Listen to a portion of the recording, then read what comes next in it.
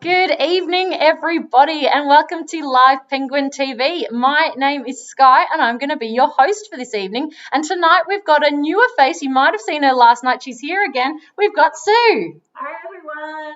Hi. Great to be back again tonight. Firstly, I just wanted to let you know that last night we had a whopping 2,693 penguins come ashore, which is a pretty good effort for the penguins. And also, don't forget to get some of your questions in, and Sky and I, of course, will endeavour to answer them for you. Enjoy the penguins. Wonderful. Thanks, Sue. And of course, if we can't answer your questions on the stream tonight, we do have a fantastic team of rangers who will be answering the questions for you over the next 24 hours or so on Facebook. On YouTube, we don't quite have the facilities to do that, but on Facebook, we certainly do. Now, I have heard that we have penguins on the water's edge, and that means essentially what it sounds like, that there are penguins on the water's edge. Is that oh, okay, so I can see a raft of them just off to the left of the screen, and I'm wondering if we've got penguins in the front here, or if that is a silver gull. What are you? Oh, so that's a silver gull, or you might know them as a seagull, but I can certainly see a raft of penguins kicking about here in the shallows. Can you see them in the middle of the screen there? We've got a few, oh yes, definitely on the water's edge, but they are humbly walking back into the water there, aren't they? So these penguins are on Boonwurrung country. The traditional custodians of the land here are the Boonwurrung, and I'd like to acknowledge them as the traditional custodians and pay my respects to elders past, present and emerging. Of course, we're coming to you from Boonwurrung country, Phillip Island, Malau, it's otherwise known as, in Victoria on the south coast of Australia. And it is the home of 32,000 little penguins. They are the littlest penguins in the world.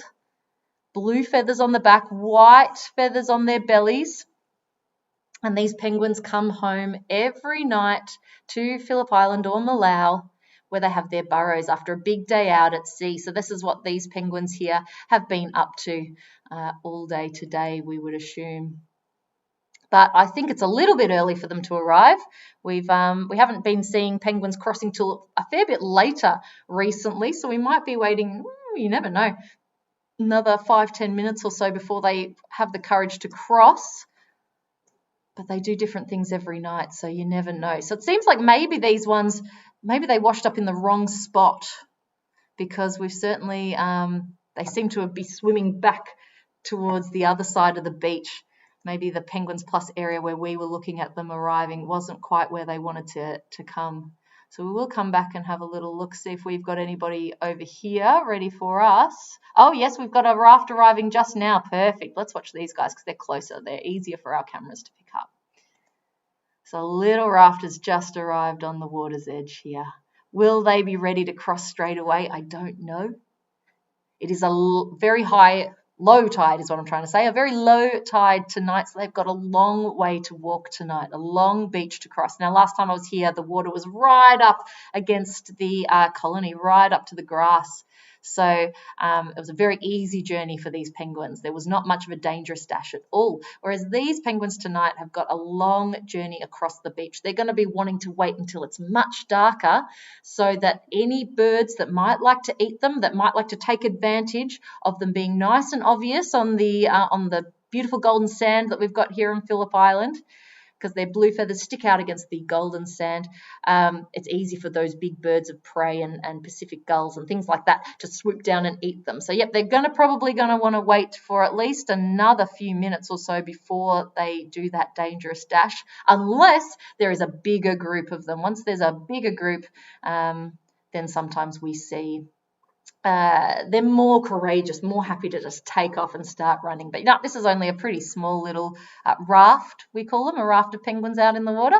So they've got a little while, I reckon, before they start to cross. Having said that, though, this little group at the front looks pretty keen, so they might be proving me wrong. So, of course, it is called a raft of penguins when they are out at sea, and that is, like you can see in the back there, their little heads are above the water. They're swimming away with their flippers. and they call to each other. They make a hucking noise, and that's how they find each other in the raft, because as far as we know, they spend most of their day by themselves out at sea fishing and looking for food. But at this time of night, that's when it's penguin party time. They want to get together, so they huck to one another, and it sounds a little bit like huck, and they're asking each other, are you ready to go in? And so if we were out there on the stands right now, you could start to hear some of that hucking. And I wonder if some of these penguins in the back there have heard a bit of hucking as well, because they seem to be swimming back out to sea. I wonder if they've heard a bigger raft and they're going, no, I don't want to bother with this smaller raft that we've got there. I want to join in with a bigger raft that I can hear out to sea. Because this smaller raft of penguins seems like they might be thinking about doing something dangerous, walking too early while it's too light and too small a group. So those ones that are swimming away might be thinking, nah, I'm more sensible than that. I'm not going to bother with this first raft of penguins. And once they come onto land, we affectionately call them a waddle of penguins, or a group of penguins, but I prefer waddle. So here we go. You can also see the waterfall from our Penguins Plus stand. We've still got a lot of water there. It is flowing out to the sea there, just on to the lower right-hand corner. So it is still very wet here, and we are expecting a wet summer because of our La Nina conditions. So while we watch these penguins thinking about crossing the beach, I'm going to tell you a little bit about who we are. We are Phillip Island Nature Parks. We are responsible for the Penguin Parade, but we are also responsible for Churchill Island, for the Koala Conservation Reserve, for the Nobby's Antarctic Journey. We look after most of the south side beaches here on Phillip Island. We look after lots of the natural areas here on Phillip Island as well, and we do all sorts of really good work in conservation, in education, and in research. So a lot of the penguin information that I'm telling you tonight comes from research that we've done on the penguins here on Phillip Island. We do a lot of really good stuff. And if you'd like to contribute to us, we're not for profit, and we are a conservation organisation. So if you'd like to contribute, you can jump on to the Penguin Foundation. The link is in the description above or below. And you can donate. You can become a penguin pal, where you get a little soft toy penguin. You can adopt a penguin. You can donate to our cause. It's a really good cause to support. Now, another way that you can support us, though, if you particularly are in regional Victoria, I'm just going to scan across and see if we've got any more penguins on the horizon. I might zoom out a little bit so we can keep our eyes on any prospective penguins coming.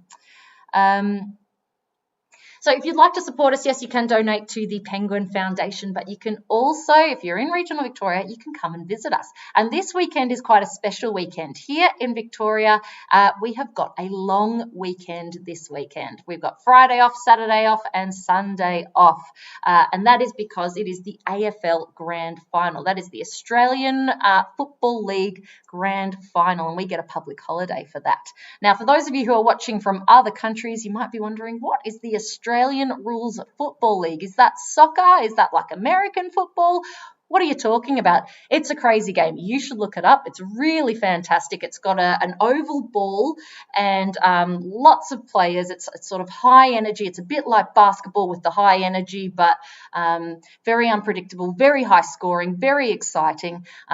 You should watch it. If you don't know what it is, look it up. It will blow your mind. And in our grand final this weekend, we have got the Tigers versus the Cats.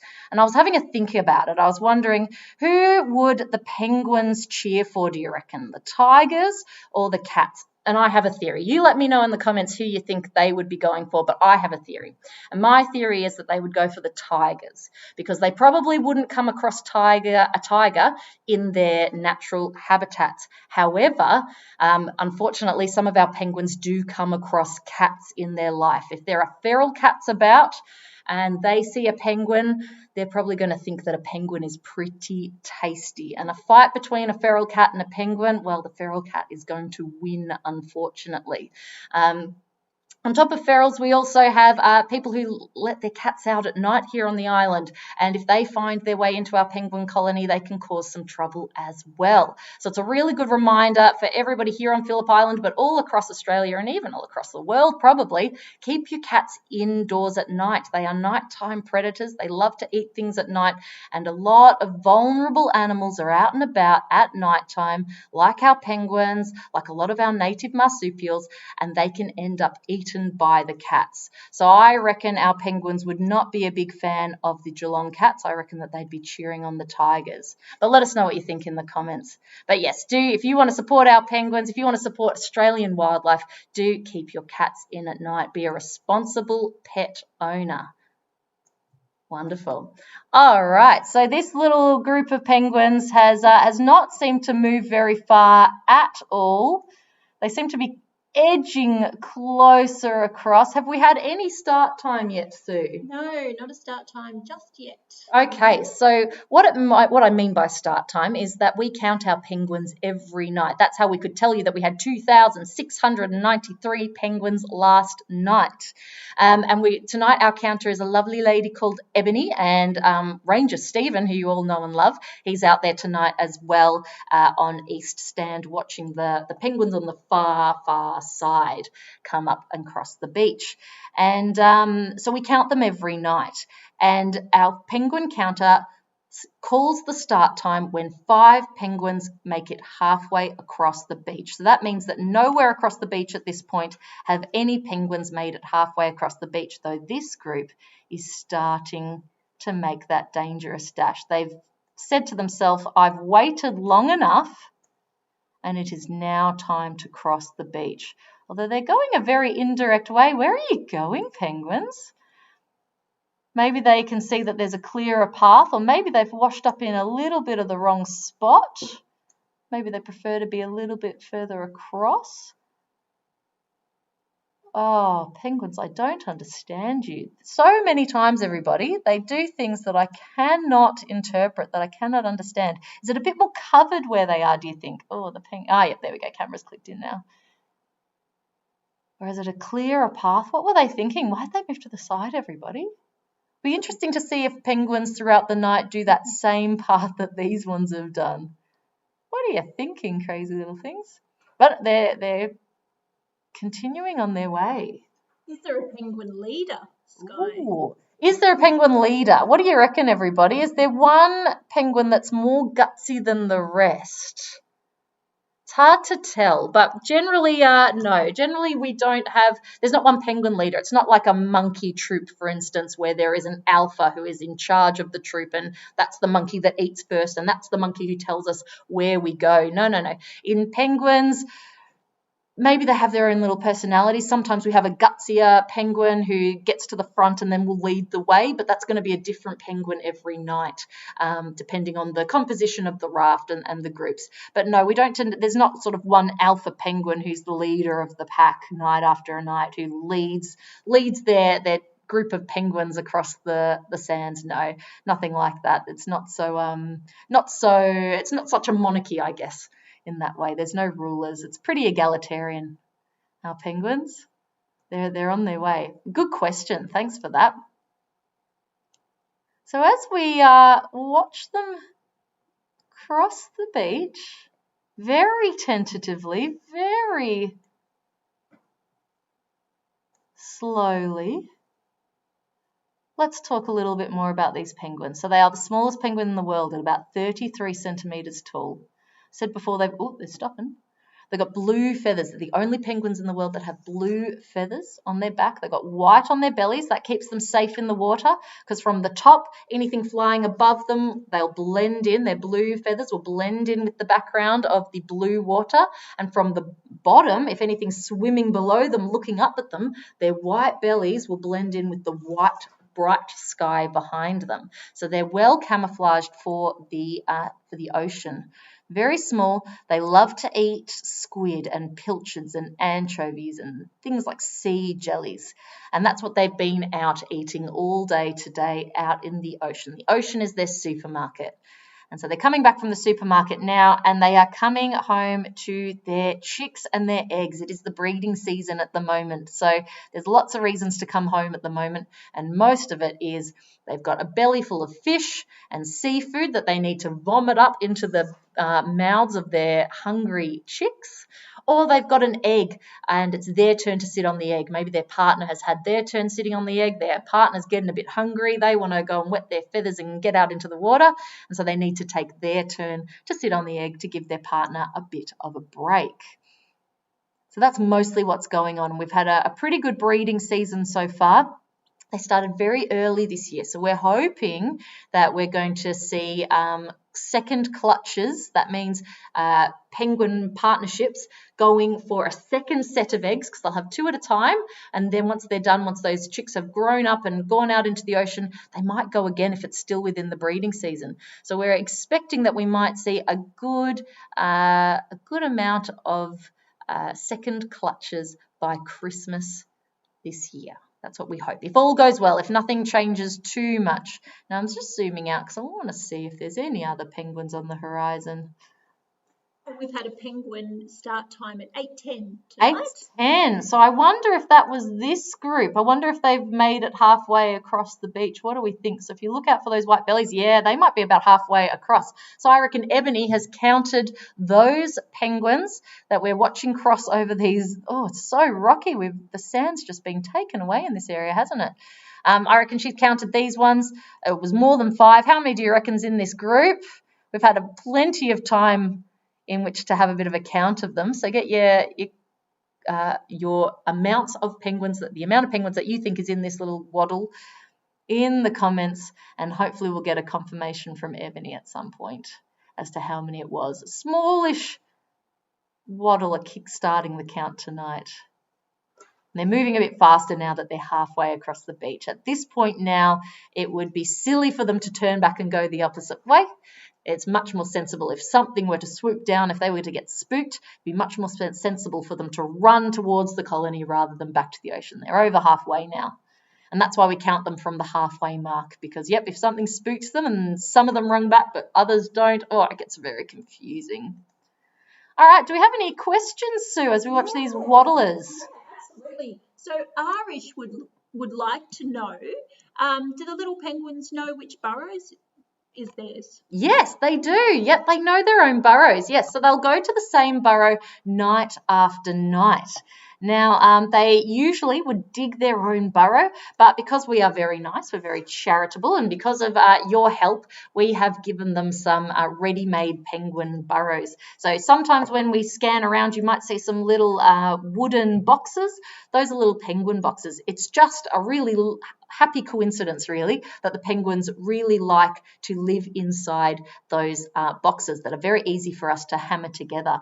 So we put a lot of them out. They're ready-made mansions. We put them right on the beach side. We put them a little bit further inland as well. So there's lots of ready and easy to move into places for these penguins to go. However, usually they would dig their burrows using their feet and into the sand and into the soil, and then they would come back to that burrow time and time again. And yeah, they do need to know where their burrow is, because if they've got eggs that they need to come back to and take their turn on, if they've got chicks that they need to come back to and feed, they do need to know exactly where they've got to go. So yep, they are pretty clever in that they will come back to the same burrow night after night, and they will take the same pathway night after night as well. They don't sort of just go, oh, tonight I'm feeling like going this way, and then go a different way. No, they'll do the same thing over and over again. They're real creatures of habit.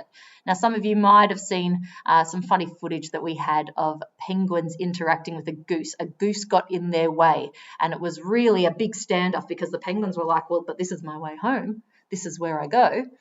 I don't know any other way to go. I don't even want to jump off the path and go around. No, this is not what I do. I am a penguin who uses this pathway, and I want to use this pathway. And so what we saw is some very, we'd say that they're stubborn, but it's just that they have their way. They know which way they want to go. That is the way that they go every time, and they're not changing that for nobody, not for no goose that's sitting in the way and snapping at them as well. So it made for some very good viewing. Their stubbornness makes for some very good viewing. All right, these first penguins have made it to the rocks by the looks of it. Oh, we've got one at the back there. What are you doing? Catch up, little one.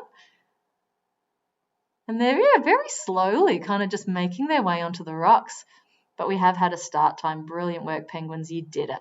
I wonder if we can get some big numbers like we saw last night. Can we get into the 2000s? That would be fantastic. Now, I'm feeling like, yes, I had a feeling.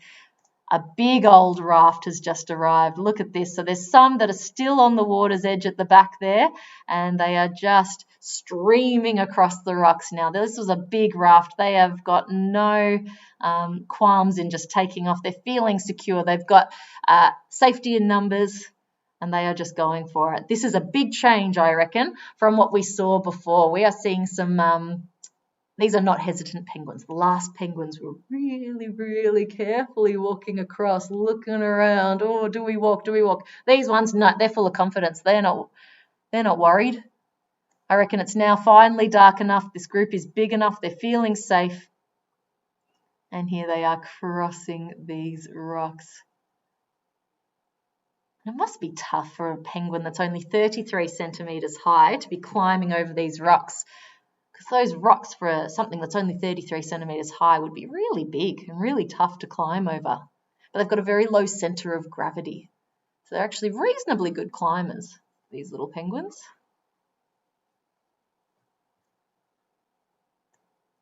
We got any more questions, Sue? Oh, she's listening to something in her ear. 175. In that first one?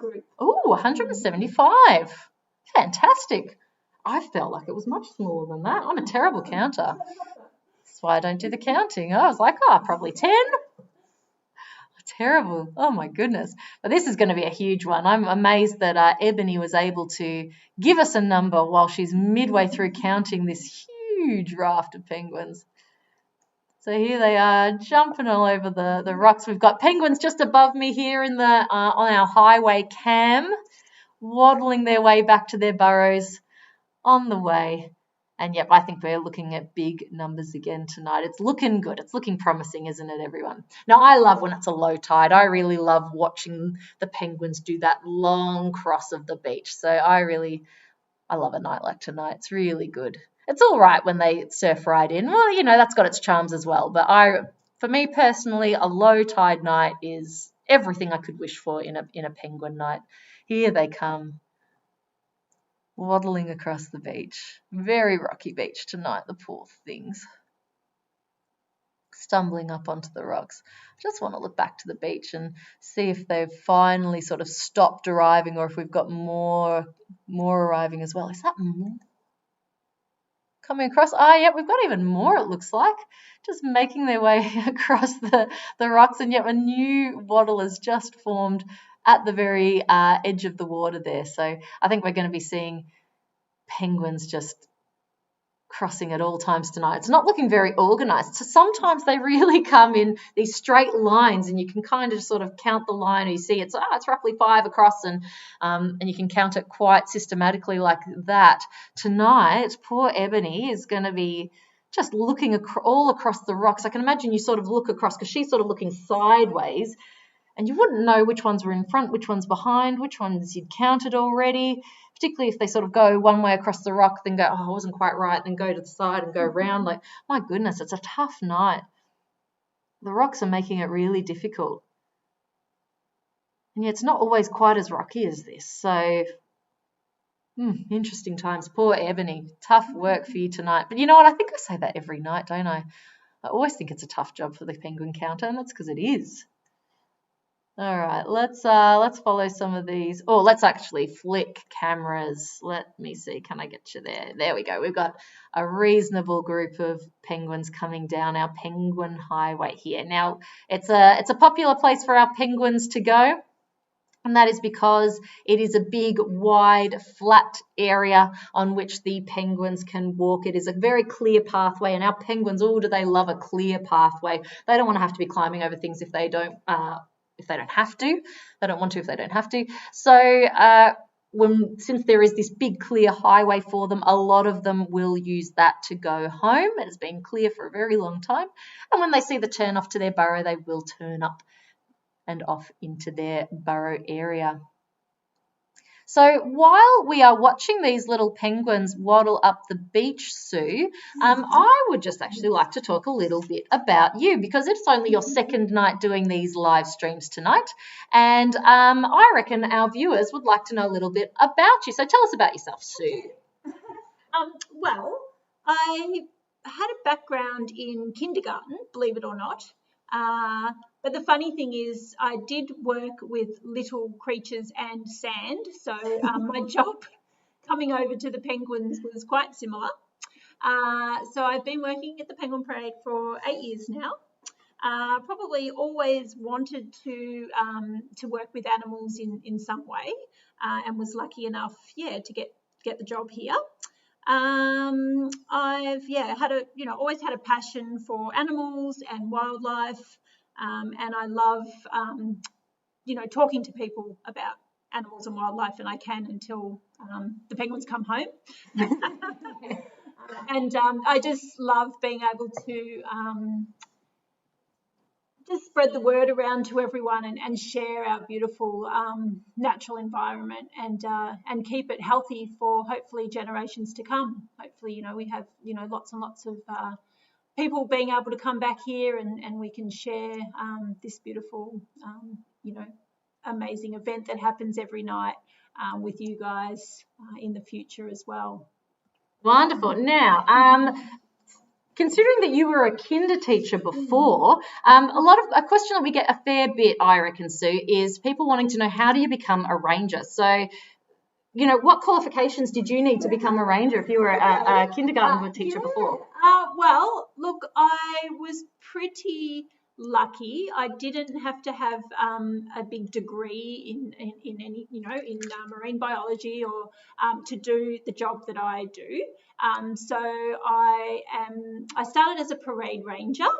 And now I've gone into visitor experience. So I guess just being able to, enjoying being with people and being around people and talking to people and talking about penguins, of course, as well, which I love to do.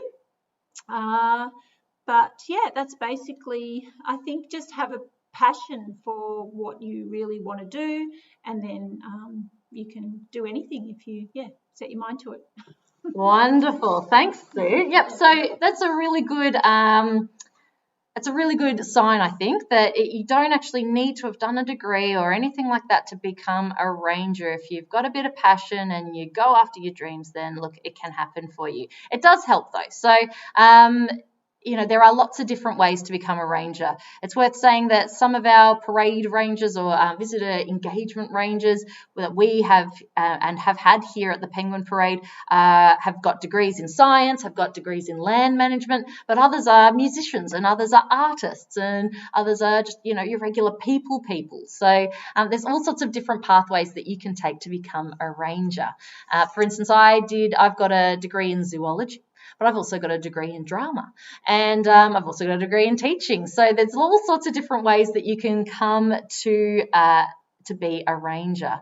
But certainly I'm hoping at some point in the future we'll be welcoming lots of people back, and when we need lots of people, when we have lots of people on our stands, we need lots of people on our stands as well, lots of rangers on our stands, and I'm sure there'll be a time again in the future where we will be hiring. So keep an eye out on our website for jobs that may be coming up probably in the future, probably not at the moment, unfortunately, but certainly do keep your eye out if this is something that you'd like to do. If you'd like to be a penguin counter, if you'd like to be a penguin ranger, look, there are ways of doing it, so keep your eyes out. And who knows, we might be seeing you here soon. So thanks for that, Sue. Thanks for talking about how to become a ranger. Now, do we have any more questions from people at home? I'm going to zoom in on the penguins while we talk about them. Yeah, we certainly do. So Sunny would like to know, how long do they stay under the water for? Great question, Sunny. So the longest that we've ever recorded a penguin staying under the water was just a little bit under 2 minutes. They can hold their breath for 2 minutes. So they do breathe air. So that does mean they do need to, sorry, I'll just get the camera to focus a bit better. Come on, camera. Yep, there we go. Yep, so they do need to breathe the air, so they do need to keep coming back up to the surface of the water, but yep, they can hold their breath for almost 2 minutes when they really have to. If they're really chasing a delicious looking fish, they can hold it for 2 minutes. Fantastic question. Thanks, Sunny. So a lot of our penguins have arrived on our preening rocks, our resting rocks, our salon, whatever you want to call it. And this is where the penguins start to feel safe. They start to feel like they've made it home. And maybe they've just got an itch that needs scratching. Maybe they've got to get their feathers in perfect line. Maybe they've got a partner that they want to impress when they get home, and they want to make sure that their feathers are looking really nice. Who knows exactly why they do it straight away, but a lot of them, once they get back to this sort of home safety, there's a bit of preening that goes on. You can see all sorts of preening going on at the moment. They're rubbing their beaks through their feathers and trying to keep their feathers nice and straight. Once I think once they've got their feathers nice and straight, they will continue back on their way home, and that's when we start to see them going across to the penguin highway and up into the colony. So we'll see if we can follow any of our penguins heading onwards. Are any of them heading onwards at the moment? Let's have a little look. What am I doing? I don't want to zoom in, zoom out.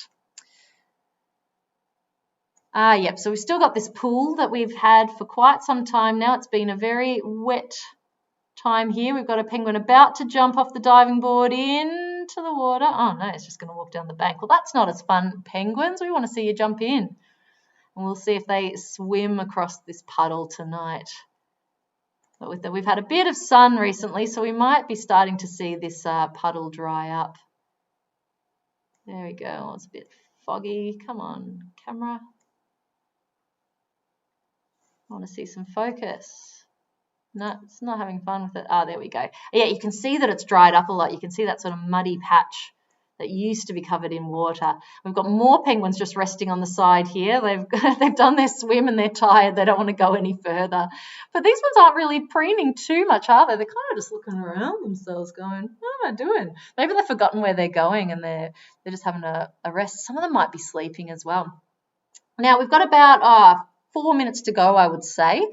So get any last questions in. But before we talk about it, because we are talking about, before we finish, since we are talking about penguins sleeping, you might have seen on our Facebook page a picture of a penguin sleeping and a little eastern barred bandicoot photobombing it. It was caught on one of our Canberra traps, and there's this sneaky looking eastern barred bandicoot, which is one of these guys. He's sort of getting in the way of one of our sleeping penguins. Now, these are very, very on the brink of extinction, these guys were, before Phillip Island Nature Parks jumped in and helped them out. So Zoos Victoria was breeding them to try and keep them alive in captivity. And once we were fox-free here on Phillip Island, we introduced these eastern barred bandicoots onto the island to provide a bit of a safe haven for these bandicoots, somewhere where they could survive in the wild. And so we did that, and since then we've had stacks and stacks of bandicoots. In fact, bandicoots are found within the colony with the penguins. So if you can come and visit us anytime soon, you've got a chance of seeing one of these critically endangered or technically extinct in the wild bandicoots in the wild here on Phillip Island, and they're spreading out across the island. They're doing really, really well, as thanks to us getting rid of foxes here on Phillip Island, and that is something that you can help support by donating to the Penguin Foundation and helping us with our important conservation work here at Phillip Island Nature Parks. Now, while we watch these little penguins go home, let's get one or two last questions. Sue, what have we got? Okay. How long do penguins stay out of the water for? Okay, how long do penguins stay out of the water for? Oh, it really depends. Okay, so if they are sitting on eggs, they will stay out of the water usually for about 3 to 5 days at a time. Their shift to sit on those eggs will be 3 to 5 days. Then their partner will come and they'll sit on that egg for 3 to 5 days, and they'll sort of take turns like that. When they've got chicks, when they've got little chicks, they need to come out of the water a lot more regularly because they need to be bringing fish. And some of these penguins that we can see right now have got bellies full of fish ready for their babies. So on those times, they're probably only staying out on land maybe one night at a time. They'll stay for the night, go back out to sea, get more fish, come back, give it to their babies overnight and go back out the next day. Particularly when the babies are a little bit older, both parents might leave the babies at home alone and go out and do fishing so that they can be, like this one coming past, full of fish, so that they can bring lots and lots of fish back to keep their babies nice and full. Then, when it is the molting season, that is sort of towards our autumn here, so towards the sort of start to mid of next year, we have molting season, and that is when the penguins need to replenish their feathers. Now, most birds would drop a feather here and there to replenish their feathers so that they could keep flying and keep going about their business. But the penguins need to stay waterproof, and if they start to lose too many feathers, they're not going to be waterproof anymore. So instead of dropping a feather here and there and replenishing their feathers like that, our penguins do what we call a catastrophic molt. And what that means is that the penguins will fill themselves up. They almost double in weight at this time. They get themselves nice and full of fish, and then they come up onto land and they stay on land for 17 days. That is 17 days without eating, 17 days without drinking, 17 days without swimming. And they're pretty grumpy, these penguins, during that 17 days. And what they do is they sit in their burrows and they push out all of the feathers that they've got in their body in one go and then grow through a new set of feathers. That's why we call it a catastrophic molt. So if we are still doing these video live streams in about March, April, May next year, we might see some of our grumpy molting penguins. So something to look forward to in the future, and hopefully we'll be able to show you them. If not, I'm sure we'll be posting pictures of these grumpy penguins on our Facebook and on our social medias. So look, I think that must be about time for us to finish there, Sue. So thank you so much, everybody, for tuning in. Remember, if we didn't get to your question tonight, there is a team of rangers who will be answering those questions for you throughout the next 24 hours on Facebook. And if not, we're going to be back here tomorrow night doing it all again. We've got no plans to finish for the foreseeable future, so plenty of penguins still to come. If you want to know how many arrived tonight, you'll need to tune in tomorrow and ready for some more penguin fun. Remember to donate to the Penguin Foundation, adopt a penguin, become a penguin pal if you can. We really do appreciate it. Oh, more penguins crossing the beach as we sign off. We hope you've enjoyed it tonight, and we will see you again tomorrow night. Bye, everyone. Bye, everyone. See ya.